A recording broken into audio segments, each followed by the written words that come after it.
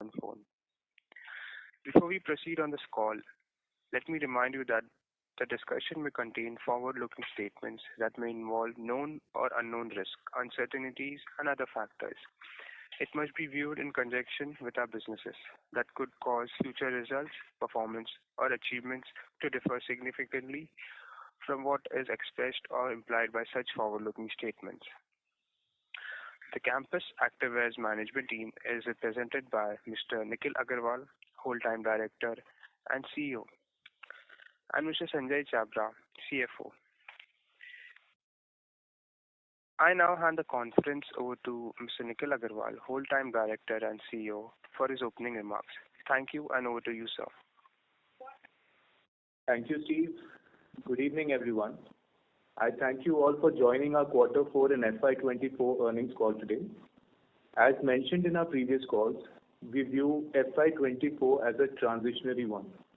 Campus Activewear experienced a robust resurgence in H2 FY24 with a renewed emphasis on expanding its trade distribution network and introducing new products including Campus OG's NitroFly, Nitro Boost, and Air Capsule styles. The company effectively captured the attention and spending of consumers through strategic investments in branding and launch for new R&D-enabled products during H2 FY24. Campus Activewear further widens its presence across India by inaugurating 66 new stores in the western, southern, and eastern regions, bringing the total number of exclusive brand outlets to 268 by the end of the year. In spite of a challenging economic macro, we stayed focused on fortifying our balance sheet strength. The company paid off debts amounting to INR 156.5 crores in FY24, reaching a net debt-free status during the year. It gives me immense pleasure to share that Campus Activewear generated the highest ever net operating cash flow of INR 264.5 crores in FY24. We also saw a notable reduction in our working capital cycle, cutting it down from 108 days in FY23 to 79 days in FY24, thanks to a decreased inventory levels and a deliberate effort to reduce the receivable days. Campus Activewear is dedicated to offering its consumers top-tier global designs and technology in sports and leisure footwear. Our extensive range of products, variety of color options, and commitment to affordability ensures that we meet the growing diverse needs of our consumers. We are committed to strengthening our brand identity by crafting compelling narratives, fostering deep connections with our target consumers. Our ongoing efforts to expand our product range are in line with our aspiration to establish ourselves as India's premier sports and leisure footwear brand. With a robust balance sheet position, the management is determined to grow and enhance Campus Activewear's omni-channel presence, provide outstanding consumer experiences through innovative product offerings, and enhance the customer's campus's recall value as the most preferred sports and leisure brand amongst Indian households. We are geared to create a long-term value for stakeholders through our distinct integrated business model, combined with a strong balance sheet position. I will now hand it over to our CFO, Mr. Sanjay Chabra, to take you through more details on the Q4 and FY24 performance. Thank you. Over to you, Sanjay. Thank you, Nikhil. Good evening, everyone. Thank you for joining us in our Q4 and FY24 earnings call. Looking at the financial year 23-24 in review, our operational revenue stood at 1448 crores, lower by around 2.4% year-on-year, successfully navigating the disruption caused by O2O and B2B business channel. Most of the revenue loss from these channels were recovered by the marketplace business. The company sold approximately 22.2 million pairs in FY24, lower by around 5.6% year-on-year. The average selling price increased by 3.4% from 631 rupees to around 652 rupees during the full year FY24. The revenue mix between men and women and children categories stood at 80:20 during FY24, a marginal shift from 81:19, reflecting our efforts to expand the women's category. Our EBITDA for the full year was at INR 215.3 crores. Turning to the balance sheet, as Nikhil mentioned, we have seen a significant decrease in the net debt from around 180 crores to around 24 crores as at end of FY24. I'm happy to state that we have achieved a net debt-free status in FY24. Our balance sheet remains strong, showcasing strong return ratios with return on capital employed at around 19.2% and return on equity of around 14.9% as of 31st March 24. With that summary, I would now conclude my remarks and open the floor to the moderator for the Q&A. Thank you. Thank you very much, sir. We will now begin the question and answer session. Anyone who wishes to ask a question may press star and 1 on their touchtone telephone. If you wish to withdraw yourself from the question queue, you may press star and 2. Participants are requested to use handset while asking a question. Ladies and gentlemen, we will wait for a moment while the question queue assembles.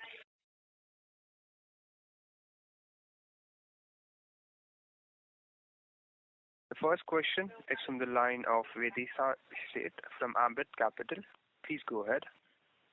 Hi, thank you for the opportunity. My first question was on the overall demand landscape. So some of the consumer companies have been talking about some uptick in rural.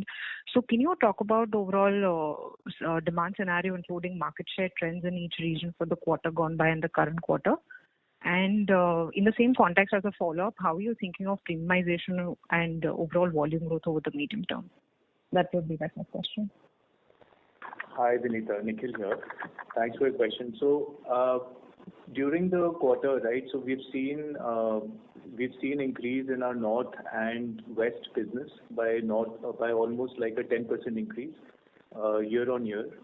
And the other regions have sort of been flattish, like east and central and south have more or less been flat. So therefore, we've seen definitely an uptick between these two territories. And this is where we called out last time as well, if you remember, the states of UP, Bihar and Maharashtra is where we were specifically focusing a lot of energy to revive those states. So I'm happy to share that, especially in these three states, we've seen a significant improvement by up to 20, 14 and 10% respectively. So rural demand, we have definitely seen a fair share of subdued demand over the year, especially in quarter 2 and some bit in quarter 3. But with our renewed focus towards certain strategies that we have implemented, including portfolio optimization. So as of today, we basically launched a complete and very comprehensive portfolio of designs catering from all price points, starting at 799, going up to as high as 2,999. So we have very good, adequate number of designs in good throughput, in good volumes at each and every price point. So we have made sure that there is no gap in the portfolio which is unaddressed, and we have definitely seen good momentum from that strategy, coming in. Therefore, we are fairly confident of navigating the rural demand, as it may, as it has happened in quarter 4. Yeah. Okay. So, Nikhil, just in that context, do you think the premiumization journey is getting a little delayed as we're focusing on addressing all the right pricing gaps? So it could be slightly. I mean, so see, we have premiumized a lot over the last 5 years by almost 5 to 6% ASP increase every year, average, right? So the company has premiumized significantly in the last 3-4 years. Given how I would say the last 18 months have gone, and clearly we have seen some stress towards premiumization as well, slight stress. So therefore, we've pivoted to the strategy of increasing our economical portfolio as well. That is, from 899, basically up to $1,000 MRP. So that would definitely give us additional volume, and any margin, there would be compensated by additional volume from and create operating leverage. Therefore, we have to navigate the macros as the demand, as the scene commands. So we cannot run our strategy in silo. We have to understand the market dynamics, and they called today for a complete and comprehensive portfolio from the company side. Got it. Very clear. And the second question was on our network. There seems to have been a drastic change in the MBO and distributor network. So the retail reach has increased from 20,000 to 23,000, whereas the distributor reach seems to have been rationalized from 425 to 300. So can you explain what's exactly happened over here? So it's just part of the consolidation, like we called out. We've been following up with various strategies in the distribution channel, and therefore, that has resulted definitely in some decent growth this quarter. So we've seen about 7.5% growth in terms of value in our trade channel in Q4. And this is primarily due to these 2 or 3 initiatives that we have quite aggressively run. So one is the consolidation of distributors, as you pointed out. So one is that, and the other is increase in the count of retailers, increase in the count of our own feet on street, our own sales force to give better coverage and better serviceability. Along with that, like I mentioned, we've given a full assortment of products at every single price point. And finally, we've also rationalized and optimized the schemes and incentives and made much better, I would say, distributor-friendly policies. So combined with all of these factors, we have seen decent trend, a decent, I would say, growth in the distribution channel in Q4. So largely that consolidation of distributors and increase in retail network is part of the strategy. Okay, and this consolidation, has it been pan-India or restricted to any specific region? It's mostly pan-India. It's across, depending on the territory. Yeah. Okay, I had a few more questions. I'll come back if okay. Thanks. Thank you. The next question is from the line of Umang Mehta from Kotak Securities. Please go ahead. Yeah, thanks for the opportunity. Nikhil, in imports of footwear, we've seen a significant decline in the Jan to March period. Have you started to see any green shoots already? No, so you're right. The imports have certainly declined, and this is the news also that we're getting from the channel. But because the BIS norms dictate that we need to upload the non-BIS inventory onto the portals by 1st of August this year, and the government has given time till 1st of June 2025 to liquidate all non-BIS goods. Therefore, we believe that a lot of I would say importers did some loading of inventory early on. Therefore, we will see some bit of liquidation from their end over the year, maybe up till even June next year. But we will not too really bothered about that because from our side, we have taken adequate measures to make sure that we are fully covered and on track in terms of growth. So, but as of now, to answer your question, we don't see any significant green shoots coming in from the stop of imports. They will certainly come, but maybe in the next 2 or 3 quarters. Understood. And the second question was on your other expenses. We've seen a significant decline of around 17% on absolute basis, despite a 4% volume growth. So was there any one-off or a provision reversal during the quarter? Hi, this is Sanjay. I'll just like to take that question. Other expenses primarily are a subset of 3 big buckets. One is our factory overheads, plus freight, and then the admin SG&A, and also the advertisement and promotion spend. So you see a dip versus last year. It's a combination of, again, 3 things. The factory overheads have come down.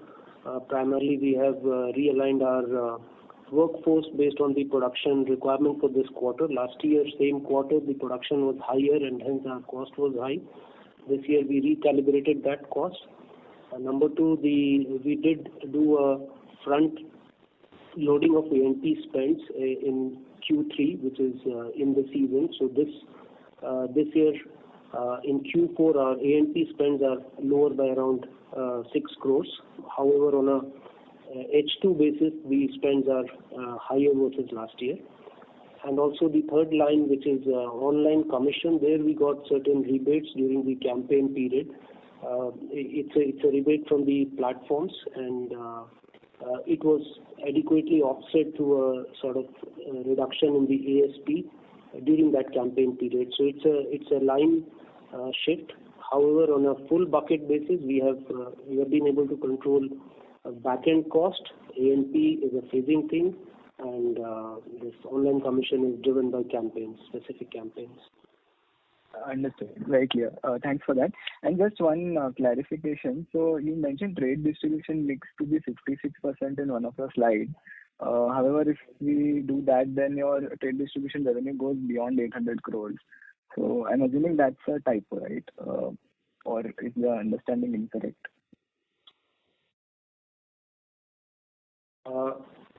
Could be in certain slides, maybe it's including net sales or dispatches. So that could be a sort of placement issue. Yeah. Sure. Thank you. Thanks a lot. And all the best for the next year. Okay. Thank you. Before we take the next question, we would like to remind all participants that you may press star and 1 to ask a question.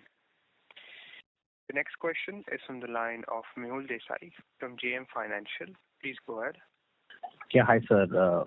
First, I wanted to understand if you could give, you did allude to the fact that trade distribution has grown by 7.5% for the quarter. If you can give the same growth rate number for your D2C online as well as your D2C offline for the quarter.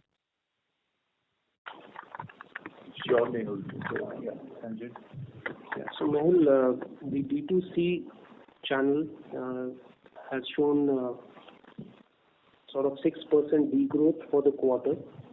Distribution has grown, but D2C has degrown. That's again primarily, still we are sitting on some of the impact of B2B and O2O channel, which has degrown by around 55%, but marketplace has simultaneously grown by 32%. So by and large, it did offset. Net, our value growth is around 4.7% for the quarter. Okay. And Yours and all have grown. Yeah. So what is the D2C offline channel growth? For the D2C offline again is more than 30%. So our Cocos and Fofos have grown up by in the range of 30-35%, and large format stores have also grown 40% plus in the quarter. Okay. And obviously now, how do you see? If you could give some color on how the April-May month has panned out, are you seeing the moving back to high single-digit kind of volume growth? And lastly, how do you see the gross margin and EBITDA margin trajectory for FY25? Mehul, as much as we'd like to answer this question, I hope you'll appreciate that we can't comment on any forward-looking statements, but certainly we'll aspire to maintain and grow the business certainly from here in terms of growth rate, and certainly maintain the margin profile as well. So we believe the company is definitely back on track with all the right initiatives in place, which are being, you can see it from the balance sheet position, which is the best basically that we've ever seen in the history of the company. And from here on, we're just focusing largely on very fundamental 3 or 4 major initiatives across the company on which all the functions are aligned towards, right? So that we materialize them and deliver on growth. So we are fairly confident, but I would not like to comment in terms of numbers here, please. Yeah. And lastly, if you could give the reason for the gross margin compression on YOY and QOQ basis. Yeah, Mehul, just to explain it, there are a couple of factors, common factors both for QOQ and YOY. So as I mentioned that we see in other expenses there is a drop, which is primarily driven by lower online commission. During campaigns, we got certain rebates on online commission, and we did pass on a part of that through lower ASP for the B2C channel. That has resulted in around 1% lower gross margin. Apart from that, we have taken a one-time NRV hit of roughly 1.6 crores. So our COGS have gone up to that extent, and that has also resulted in a drop of roughly 40 basis points. So that's roughly 1.5%, which is getting reflected both in quarter-on-quarter and YOY. Sorry, this 1.6 crore, what was it? It's a NRV hit, meaning that the net realizable value of some of our articles, over aging inventory articles, are lower versus the cost. So we have sold certain articles in the subsequent period at a lower than the cost of production, and that has impacted the P&L by 1.6 crores. Understood. Got it. Thank you so much. Thank you. The next question is from the line of Ankit Kedia from Phillip Capital. Please go ahead. Hi. Sir, could you please share what is the ASP difference in online versus trade channel, and are we seeing premiumization play out there? Because historic years we have seen a strong premiumization in online and EBO channel. Right. So there has been certain ASP increase in both the channels. We have definitely seen some bit in online as well, but like I shared earlier, we are focusing on a comprehensive portfolio strategy as of now going forward, right? Because this is what the market demands. So there could be slight dip in ASP. Maybe the ASP won't grow at the same pace, but that would be more than offset in terms of the higher volumes that we'll be able to command, and that will offset any loss in terms of ASP. So that's basically the strategy as of now going forward, Ankit. Sure. So is it fair to assume that now the online channel is going to get an inventory after a few months of offline launch of the comprehensive strategy you're doing, or what is the strategy? How do you play that strategy? If you can just deep dive a little more on that. Sure. So portfolio is specific to each channel. So we don't have a common portfolio anymore. There is no conflict, especially between the online and GTM, between GT. So there is a complete segregation of portfolio across all price points between both the channels. EBO, however, continues to carry common portfolio because this is company-owned stores and we control all the merchandising there. And LFS again is specific to, they have a separate portfolio specific to their needs. So basically we have a complete comprehensive portfolio across every single touch point today, across all the channels, across all the price points and categories, including not just limited to shoes, but we've also increased the salience slightly towards more open as well during seasonal times, right, during the summers. So we need to give higher portfolio in terms of sandals, slippers, and school shoes as well. So that's basically the strategy, that complete full range across all price points and in decent volumes, right? And given that the current inventory levels are healthy, do you think discounting in the market has got lower in the current season compared to the past by the retailers? Because the feedback we were getting in the market for past 2 quarters was that they were undercutting each other because your breadth of retailers has increased, and some of them are usually selling it at single-digit margins. So now with the distributor consolidation happened, and however the retailer reach is increased. So on the ground, because of the healthy portfolio, what has led to this kind of growth, which you spoke of in a couple of questions earlier? No, so it's not related to I would say any sort of discounting. Discounting has become better. Only it's gone lower at the ground level in terms of retailers. Mainly due to consolidation of distributors. So we have rationalized the margins, we have reassessed the schemes and incentives, and the way they've been designed is basically for a win-win situation both from the company's perspective and the partner's perspective. So that's the way we are addressing this current issue at hand. And going forward as well, we will continue, because the strategy has panned out really well, and we've seen growth coming in from this. So we will continue to maintain it. I don't see any challenge in terms of discounting. Like, we've not gotten that feedback. It's lately become much better, especially after segregation of the online and offline portfolio. We don't hear of over discounting at the moment from the market. Sure. Thank you so much, Nikhil, and all the best. Thank you, Ankit. Thank you. The next question is from the line of Vedisa Seth from Ambit Capital. Please go ahead. Yeah, hi. Thanks for the opportunity again. Just one small clarification. When you said that there is no discounting in the channel anymore, I mean, does that also mean that the channel inventory is largely normalized at the moment? No, what I meant is that a retailer, in distribution business, they end up giving at least 10 to 12% average discounts across all geographies. So that is just like the average that we know of. And initially, when there used to be conflict, then the discounting became higher when there was conflict between the online and offline trade. So what I meant earlier in my earlier statement was that that conflict has gone away. Therefore, the discounting have been normalized and have come back to the 10% levels in the distribution business at the retailer level. And therefore, keeping that in mind, we've rationalized and optimized the margin structure across the channel trade now to make sure that discounting does not increase again.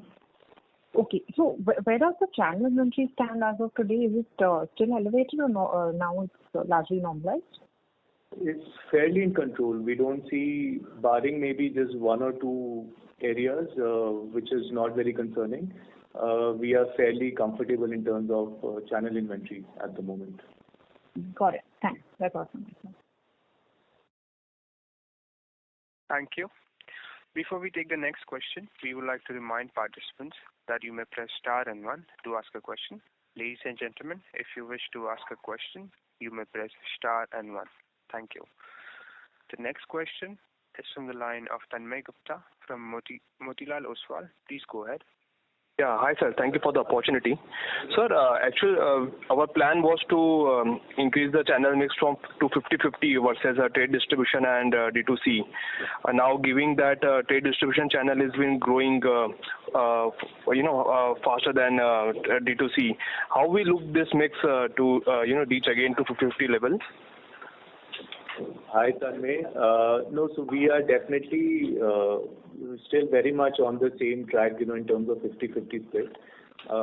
We are very happy with how the distribution channel has come up in Q4. But that does not mean that online channel will not grow. It was just a transient thing this year where online, sales got substituted between O2O and marketplace. Therefore, but now that channel has also reached a level of stabilization in terms of that split that happened, and going forward we will definitely see growth from the online channel as well, which would take us back towards 50-50 split.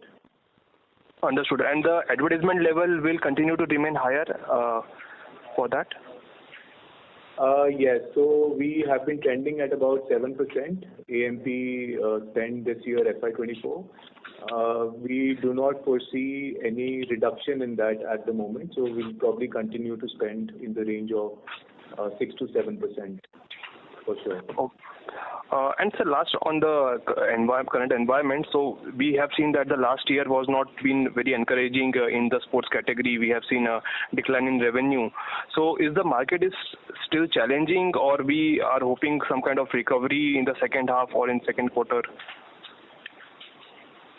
It's difficult to comment. I mean, in terms of the outlook, right? The macro trends at the moment seem normal. I mean, they're not too bad and not too great.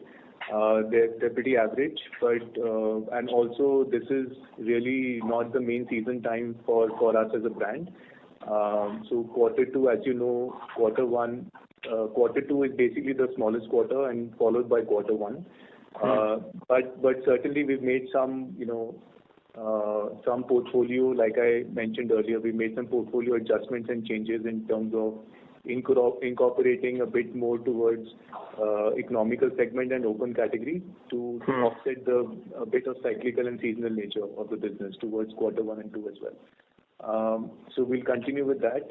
But I mean, I won't be able to really comment towards the macro side of things, how the market pans out. So North India was basically degrowing versus the other parts of the country. So is that continue to see right now also? Not in quarter 4. In quarter 4, we've grown north by almost 14 odd percent.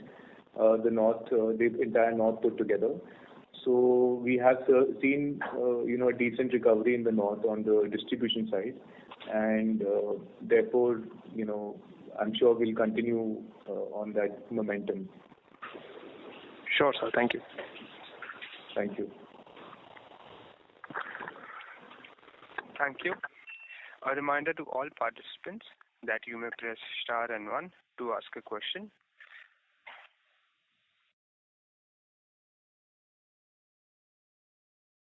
Ladies and gentlemen, if you wish to ask a question, you may press star and 1 at this time. The next question is from the line of Ankit Kedia from Phillip Capital. Please go ahead. So one question on margins. Given that the A&P spends will remain elevated levels and pricing will not tinker much, do you think the steady state margins now is around 16-17% for the company instead of 20%, last 2 or 3 years which we enjoyed? So, Ankit, we're coming out of a tough macro situation this year, as we all know, and I would say it's a decent recovery in terms of margin in quarter 4. So going forward, certainly we'll aspire to, maintain our margins in the range of, I would say, 17 to 19% EBITDA levels. That is the aspiration, and even in this quarter 4, we've delivered at 18.3. So, I mean, we are taking, whatever initiatives we have to take at the company level in order to maintain these levels, I would say. Sure. My second question is on the EBO business. We are at around 270 odd EBOs today. Over the next 3 years, what is the aspiration from the EBO side? One is on the growth. Second is on the mix of cocoa EBOs. So we, barring FY24, previously we've continuously opened about 100 stores on average every year. FY24 is the only year after 3 years where we've opened slightly lesser number of stores at 67. The reason being mainly because of the macros, the way, this year has tended. So we just took a more cautiously optimistic approach and opened lesser number of stores. But going forward, as we see, better visibility, and, I would say DIS impact also coming in, we would certainly like to get back on track in terms of opening about 80 to 100 stores, from FY25 onwards again. Most of which would be FOFOs. We've been trending at about, I would say 75-25 FOFO to COCO ratio. So we'll continue probably to trend at that level. And my last question will be on the competitive intensity. While given that the imports have reduced and, probably in a quarter or 2, we will see them reduce further. Are you seeing some of the unorganized markets, launching their own smaller brands and, fueling the market at the entry level price points at the lower level? Or you think you continue to gain market share and premiumization is the way forward? I wouldn't honestly say premiumization is the way forward for FY25. Like I mentioned earlier, FY25, coming out of a tough macro environment for everyone, especially in the consumer discretionary sector, we will have to be more conducive towards the, market environment, and therefore we've decided to go in for a holistic, comprehensive portfolio approach for FY25, and so I would not really say premiumization could be there, but lower than previous years. But that would definitely be offset by higher offtake of volumes, and that would bring in operating leverage. So, and we're not particularly too concerned about the competition, at bay, because every company has their own strategy, and Campus as a brand has been doing really well. The top of mind recall and the brand pull is one of the best in the industry and the category. So we'll continue to leverage on that position in terms of volume offtake and the category offering. So we're fairly confident of navigating I would say, competitive landscape. So, just a follow-up on the competitive landscape, product plays a very critical role in this. Given that you have in-house assembly and now a big part of sole manufacturing, and the kind of SKU launches which you have been doing, how important is that, and how early is the competition able to copy your products in the market, because that will give you a clear edge versus them at obviously affordable price point? No, great question. So, we definitely take pride in our supply chain and our integrated supply chain rather, right, which is one of the largest in the country. So it's not easy for anyone to replicate in terms of the lead time, especially that we offer. This is the shortest, and we still trend at about 60 to 65 days of lead time from let's say sourcing to product launch, which is one of the best out there. So we do not, for anyone to even copy firstly is not that easy anymore, because we have been very proactive in terms of protecting our IP and designs. We have been registering a lot of the designs in real-time basis as soon as and before the launch. But at the same time, even if somebody does copy it takes the industry at least 4 to 5 months, because our offerings are basically the first time that's being offered in the country, and they are latest in terms of designs and fashion and material science and color combinations. So for anyone to bring all of that in real time, it would take them a few months, at least 4 to 5 months. So we do enjoy that lead time advantage, being the category winners in this. Sanjay, would you like to add something?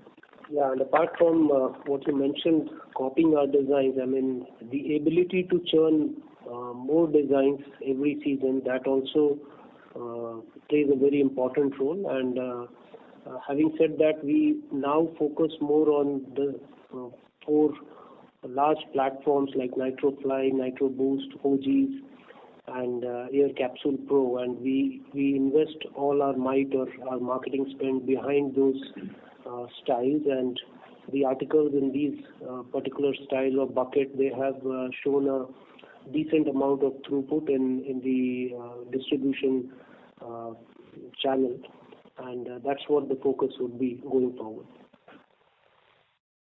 Thank you. That's very helpful. Thank you. Ladies and gentlemen, if you wish to ask a question, you may press star and 1. Participants who wish to ask a question may press star and 1 at this time. Thank you. The next question is from the line of Umang Mehta from Kotak Securities. Please go ahead. Thank you for the follow-up opportunity. Nikhil, in past you have shared that on Flipkart, Campus had gained share. Would you have any update, and would you be still having access to some of that competitive data on marketplaces? Have you gained share?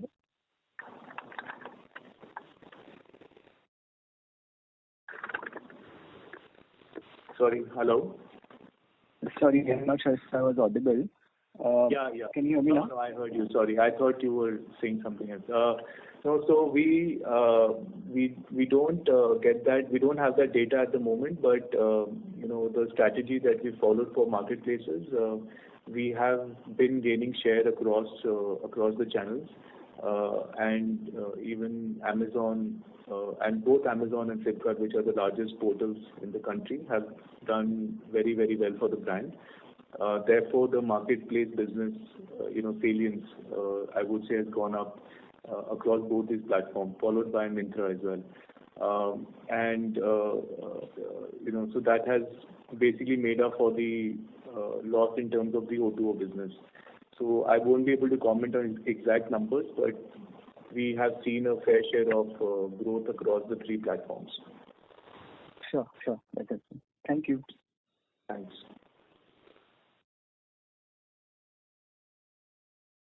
Thank you. The next question is from the line of Lavika Lasadro from Mirae Asset. Please go ahead. Hi, thank you for the opportunity. So you mentioned the growth in some of the key regions that we cater to. So do you think we are yet to see recovery in some of the markets? If yes, then which are those markets? And also, what would be our key selling point? Do we see a large aspirational value as compared to the competition at the moment? Thank you.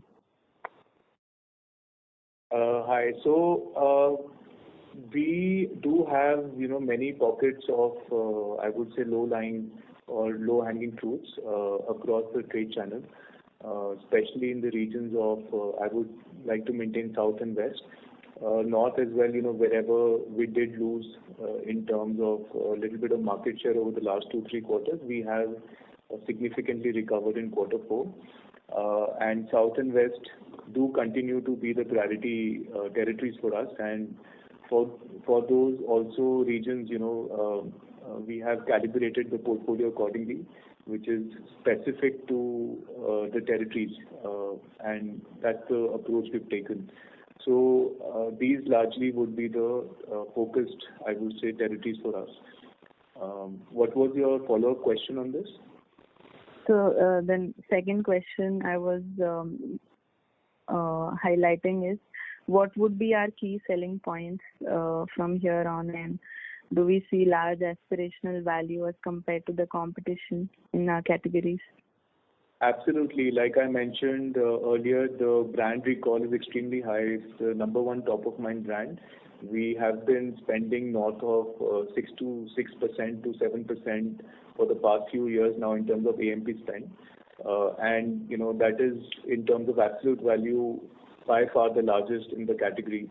Therefore, we'll continue to invest in terms of marketing and brand building, which will continue to lead towards brand aspiration and the value for the brand that we offer is basically parallel to none. So certainly we'll continue to focus on that.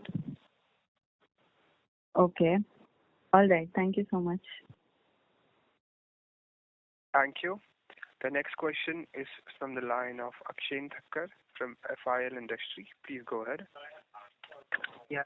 Hi, team. Most of my questions have been answered. This is a very basic first principle question. If we think about BIS implementation now, given that it's been delayed and there have been extensions and competition would have had time to source material, etc., how do you see BIS implementing your business, let's say, over the next 6 months and then over the next 3 years? That's the only question from my side. Thank you. Hi, Akshay. 6 months, I would say there could be little bit of flooding of inventory in terms of non-BIS inventory from a number of brands out there which are out there. But over the long term, we certainly see a lot of value being derived because Jan onwards, all the imports have anyways been stopped. So there is very limited volume as of today or inventory across various brands and in terms of imported goods. So that would obviously have a limited days of inventory. So we are not very concerned about, like I said, the next 6 months. We have a very good strategy which has been panning out really well.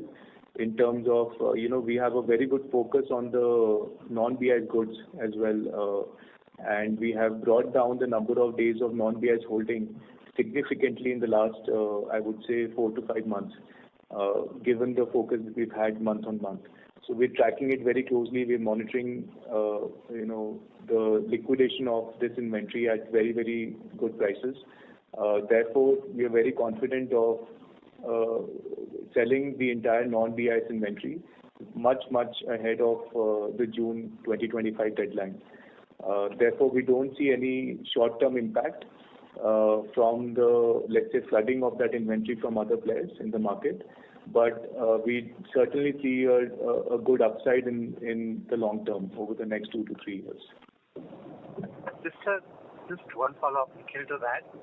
Last year and a half have been challenging for the company with the macro, with certain D2C businesses not doing well. Given where we are and the pivot in the strategy that we have done, what is your confidence level of getting to, let's say, double-digit growth to start with, and then a mid-teen kind of growth that, one would have thought a company of your scale size and the industry that you cater to should be possible? I'm not asking you for a guidance. I'm just trying to understand, are you confident that you can get there in a few quarters, or do you think, it's still wait and watch? No, sure, Akshan, fair question. So we do have a good visibility in terms of getting there sooner than later. The only question remains again is in terms of macros. As long as they remain stable and not too volatile or too depressed, right? I don't see really much of a challenge from here on, given the new strategy that we've pivoted to. So fairly confident of getting there soon. Sure. Thank you. Thanks, Akshan. Thank you. A reminder to all participants that you may press star and 1 on your telephone to ask a question.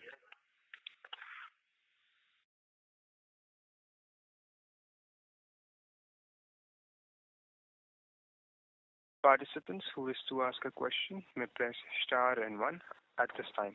Thank you.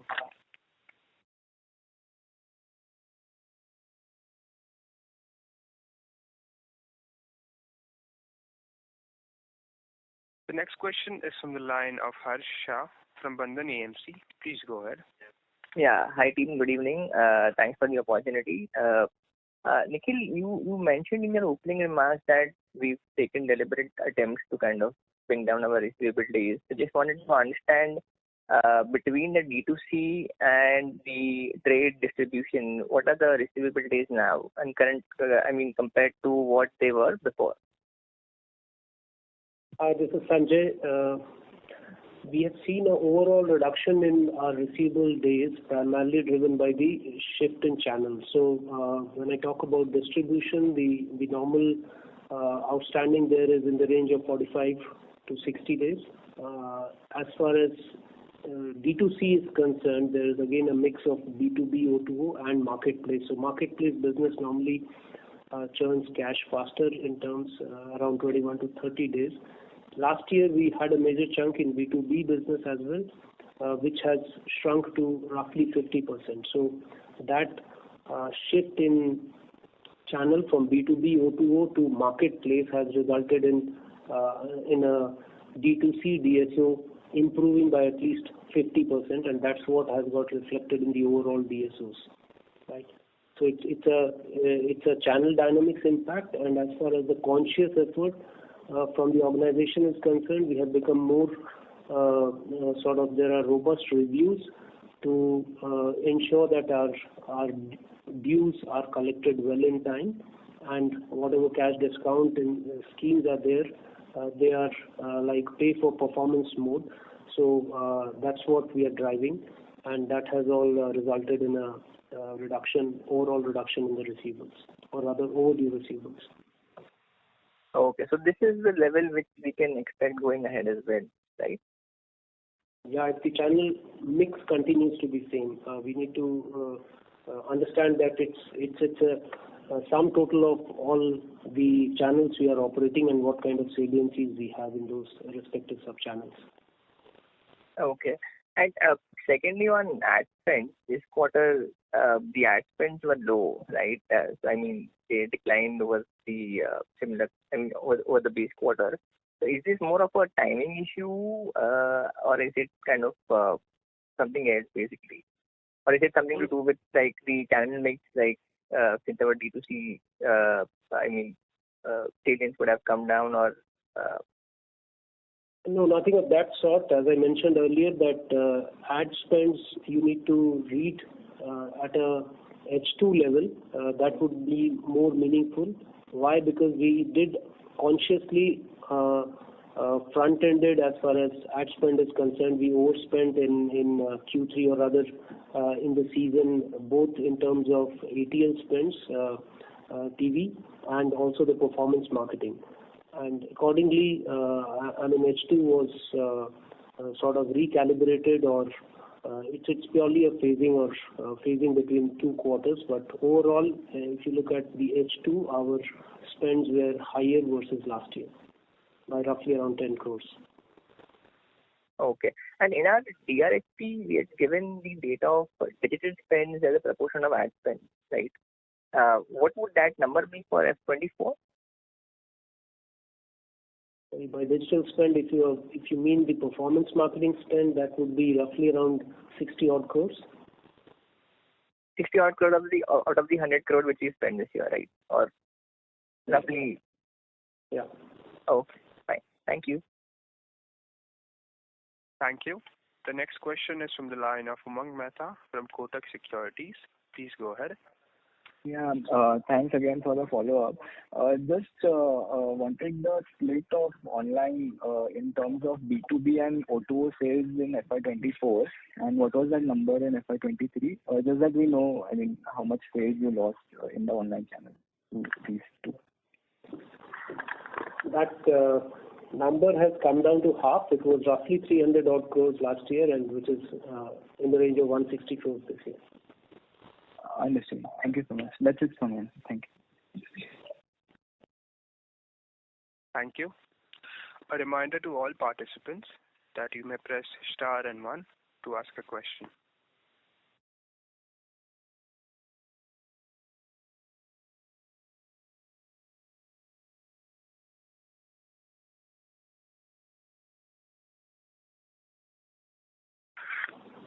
That was the last question for today's con call. On behalf of Campus Activewear Limited, that concludes this conference. Thank you for joining us, and in case of any further queries, please reach out to Campus Activewear's Investor Relation team at ird@campusshoes.com. You may now disconnect your lines. Thank you. Thank you, everyone. Appreciate your time. Thank you. Thank you.